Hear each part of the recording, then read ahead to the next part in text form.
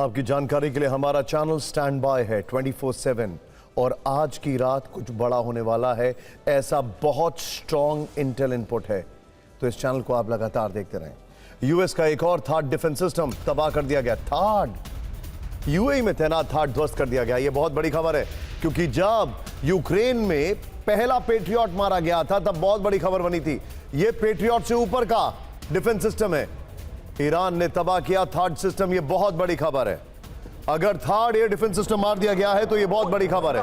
ध्यान से देखिए, और इसके लिए किस तरीके से कल यूएई में उन्होंने रेडार सिस्टम को उड़ा दिया था और आज थर्ड को उड़ा दिया है।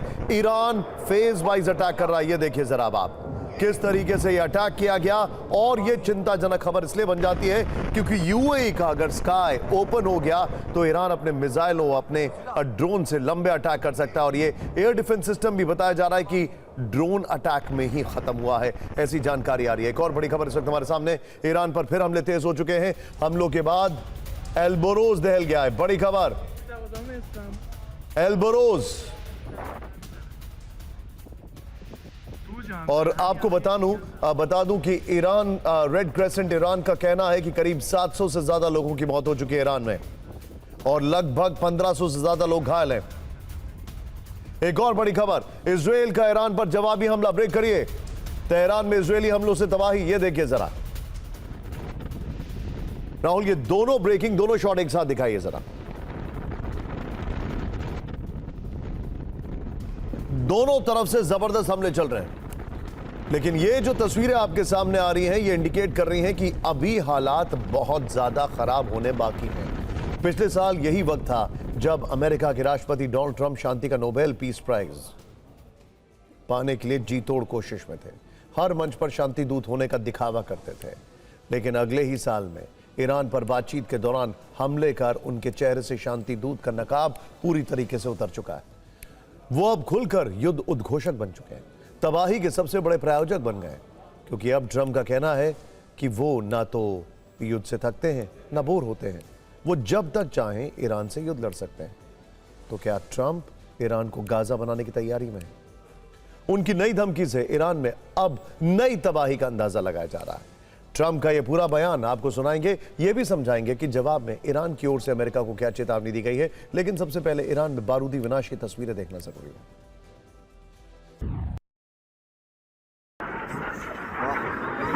तेहरान में इजरायल ने विध्वंसक हमला किया, सर्वेलेंस सिस्टम टावर को टारगेट किया। विस्फोट के बाद टावर समेत ये पूरी बहुमंजिला इमारत जमींदोज हो गई। तेहरान में आज बासिज फोर्स को भी टारगेट किया गया। बासिज फोर्स के हेडक्वार्टर पर मिसाइल अटैक हुआ। धमाकों में कंपाउंड पूरी तरह तबाह हो गया। स्थानीय नागरिक ने हमले का वीडियो बनाया था। ईरान की सेना में बासिज एक ऐसा नाम है, ऐसा ढांचा है जो न केवल सीमाओं पर बल्कि ईरान की गलियों और मोहल्लों में भी सुरक्षा को सुनिश्चित करता है। युद्ध के चौथे दिन सेंट्रल तेहरान भी टारगेट पर रहा। वहां अमेरिका और इजरायल दोनों ने भीषण बमबारी की। धमाकों में एक साथ कई इमारतें जमीन में समा गई।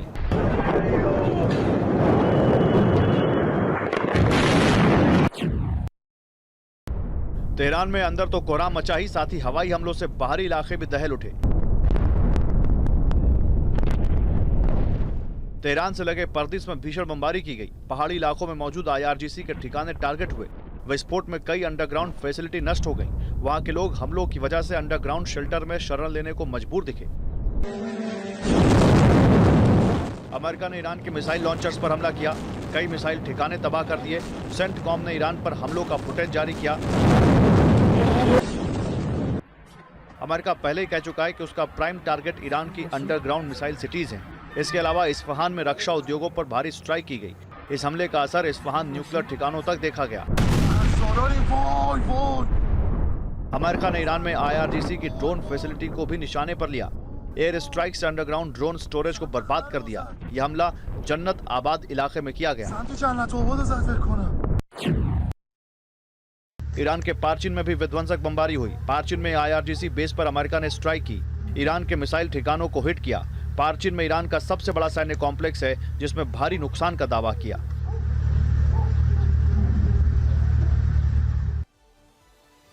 हमारे खास मेहमान इस वक्त हमारे साथ जुड़ चुके हैं। एक बड़ा स्ट्रीम पैनल इस वक्त हमारे साथ है। ध्यान से देखिए, मेरे साथ स्क्रीन पर डॉक्टर विनोद अगस्टीन, जो कि अमूमन ऐसे समय मिडल ईस्ट में होते थे लेकिन अभी नहीं हैं।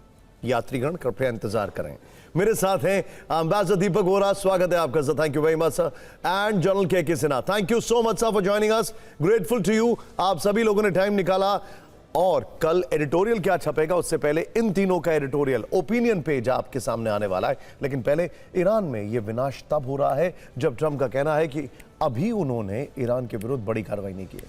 ट्रंप ने जो कुछ कहा है उससे युद्ध का तापमान बढ़ गया है। ट्रंप ने कहा, एंड आई कोट, हम ईरान की मिसाइल पावर को तबाह कर देंगे, हम उनकी नौसेना को जड़ से मिटा रहे हैं, हम बहुत आसानी से युद्ध में जीत हासिल करेंगे। पहले लगा था कि 4-5 हफ्ते में सब निपट जाएगा, लेकिन मैं युद्ध से ना तो थकता हूं ना बोर होता हूं। हमारे पास युद्ध में लंबे समय तक टिके रहने की क्षमता है। जबकि अमेरिकी विदेश मंत्री मार्को रूबियो ने भी ईरान में नई तबाही आने के संकेत दिए। उन्होंने कहा है कि मिशन का मकसद ईरान की मिसाइल ताकत को नष्ट करना है, मकसद ईरान के परमाणु कार्यक्रमों से आगे बढ़ने से रोकना है। हम ईरान पर हमला न करते तो वो हमारे ठिकाने पर अटैक करता। अभी की कार्रवाई सफल है, आगे और ज्यादा बड़े हमले किए जाएंगे, यानी ईरान में आगे और सरप्राइज अटैक होने वाले हैं।